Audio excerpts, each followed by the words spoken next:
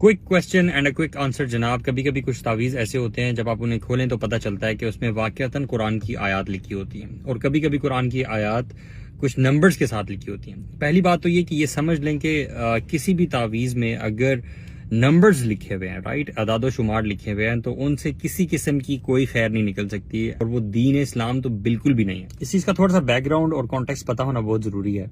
जादूगरों का शयातीन जिन से राब्ता तब मुमकिन हो पाता है जब वो ये अहद करते हैं कि वो अल्लाह ताला के कुरान की और दीन की बेहुरमती करेंगे जहां तक मुमकिन हो सकेगा, और ना सिर्फ खुद करेंगे बल्कि लोगों से भी करवाएंगे। जब वो ऐसा कोई भी काम करते हैं तब उनका जिन्नात से राब्ता हो पाता है, और इट्स लाइक ए कॉन्ट्रैक्ट। कुछ काम जादूगर शयातीन जिन्नों के करते हैं, जैसा कि बेहुरमती वगैरह करना, वो काम जिनसे शयातीन जिन खुश होते हैं, और इस चीज के बदले फिर जिन्नात भी उस जादूगर के कुछ काम कर देते हैं। तो एक जादूगर का मेन मकसद जो होता है वो लोगों से कुरान की, अल्लाह ताला के दीन की बेहुरमती करवाना होता है। क्योंकि जब तावीज़ के हराम होने के हवाले से लोगों को अक्सर बताया जाता है तो वो ये कहते हैं कि इनमें कुरान की आयत लिखी हुई है, हमने खोल के देखा था उसमें फलां चीजें लिखी हुई थी। वो तमाम तावीज़ जिनमें अल्लाह ताला के कुरान की आयत वगैरह लिखी होती हैं, हमें ये पता होना चाहिए कि जरूर इसमें कोई ना कोई बेहुरमती हुई होगी। या तो वो आयत जो हैं वो किसी गंदे गलाजत वाले पानी से लिखी गई होंगी, या फिर वो लिख कर उनके ऊपर कुछ ना कुछ छिड़का गया होगा।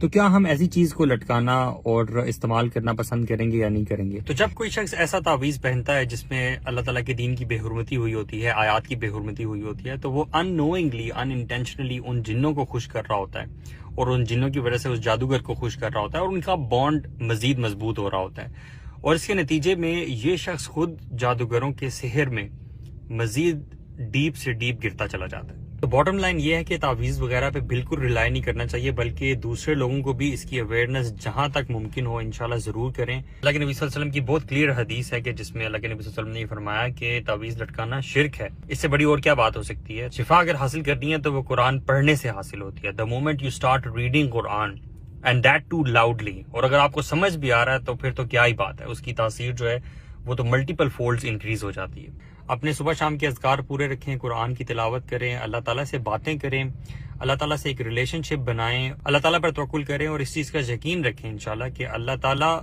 जब तक ना चाहे आपको कोई चीज़ नुकसान नहीं पहुंचा सकती, और जब तक अल्लाह ताला ना चाहे आपको कोई चीज़ ब्लेस नहीं कर सकती।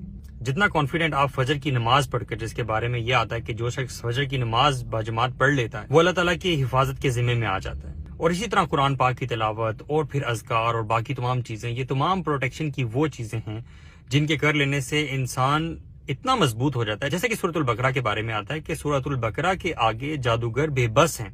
अल्लाह अकबर। तो जिस घर में सूरतुल बकरा और सूरतुल आल इमरान पढ़ी जाती है तो उस घर से तमाम जिन और इस तरह की तमाम शैतानी चीज़ें जो हैं वो बहुत दूर रहती हैं, उस घर में दाखिल नहीं हो सकती। तो इंशाल्लाह अपना तवक्कुल अल्लाह ताला पर मजबूत करें, वो तमाम सुन्नतें जो अल्लाह के नबी सल्लल्लाहु अलैहि वसल्लम ने बताई हैं उन पर अमल करने की कोशिश करें, और अल्लाह ताला की प्रोटेक्शन को एंजॉय करें।